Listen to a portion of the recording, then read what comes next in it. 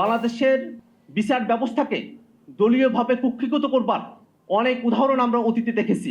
সম্প্রতি আজকের দিনে জামায়াতের নেতা আজহার সাহেবকে অ্যাপিলেট ডিভিশন যে মুক্তি দিয়েছেন, সেখানে একটা কথা খুব স্পষ্টভাবে বলা হয়েছে যে একজন মানুষ এবং ব্যক্তি তাকে জুডিশিয়ালি লায়াবল করতে হলে যে ধরনের স্ট্যান্ডার্ডের মধ্য দিয়ে যেতে হয়, বিয়ন্ড রিজনেবল ডাউট, সন্দেহাতীতভাবে কোনো ব্যক্তি এবং মানুষের অপরাধকে প্রমাণ করতে হয়, তার ধারে কাছে না গিয়ে হাসিনার আমলে তৈরি করা আদালত বিরুদ্ধ মতের ব্যক্তিদেরকে যাচ্ছে তাইভাবে বিচারের নামে প্রহসন করে জুডিশিয়াল কিলিংয়ের দিকে তাদেরকে ধাবিত করেছিল। এরকমটা যাতে বাংলাদেশে আর কখনো না হয়, সেটাই আমাদের প্রত্যাশা। বর্তমানে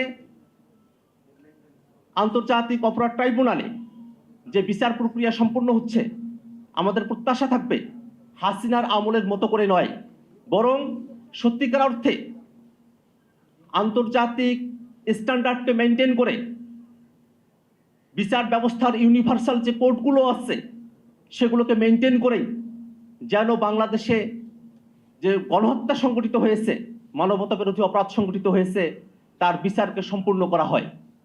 এটিএম আজহার সাহেবের মুক্তির মধ্য দিয়ে একজন ব্যক্তি ন্যায় বিচার প্রাপ্তির ক্ষেত্রে তার যে অধিকার, সে অধিকার তিনি প্রাপ্ত হয়েছেন। একজন ব্যক্তি এবং একজন মানুষ কোনোভাবেই শুধুমাত্র রাজনৈতিক বিরোধিতার কারণে যেন বিচারের মুখোমুখি হয়ে বিচারের প্রহসনের মধ্য দিয়ে নিজেদেরকে জীবন দিতে না হয়, সে বিষয়টাকে ভবিষ্যতে রাষ্ট্রকে নিশ্চিত করতে হবে।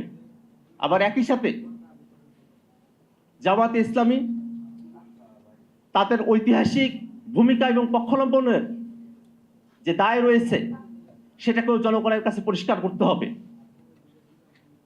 বাংলাদেশে যে নতুন দিনের কথা আমরা প্রত্যাশা করি, সেই নতুন দিনে যাতে কোনো দল, কোনো গোষ্ঠী তারা আর মানবতা বিরোধী হয়ে না ওঠে, তারা গণহত্যাকারী না হয়ে ওঠে, ফ্যাসিবাদী না হয়ে ওঠে, এর জন্য রাজনৈতিক দলগুলোর মধ্যে সংস্কারের বিষয়ে ঐক্যমত্য তৈরি করতে হবে।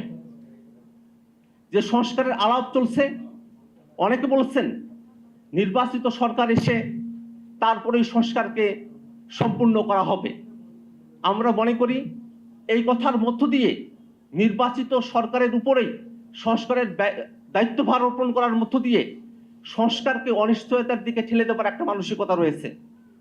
বরং সামনের দিনে যে সরকারি নির্বাচনের মধ্য দিয়ে সরকার গঠন করুক না কেন, সে সরকার যেন যে সংস্কারগুলোর বিষয়ে রাজনৈতিক দলগুলোর মধ্যে ঐক্যমত্য হচ্ছে, মৌলিক সংস্কারের কাঠামোকে রাষ্ট্রীয়ভাবে অ্যাডপ্ট করে এবং সে অনুযায়ী নিজেদেরকে পরিচালিত করতে পারে, সেই বিষয়ে জুলাই সনদের মধ্যে স্পষ্টভাবে ঐক্যমতের ভিত্তিতে রাজনৈতিক দলগুলোকে ওয়াদাবদ্ধ হতে হবে।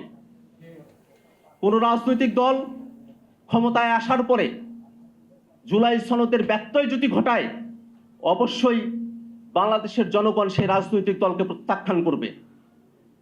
বাংলাদেশে বর্তমানে যে ক্রান্তিকালীন সময় অতিবাহিত হচ্ছে, সে সময়টাতে রাজনৈতিক দলগুলোকে বাংলাদেশের স্বার্থের প্রশ্নে একতাবদ্ধ থাকার আমরা আহ্বান জানাই।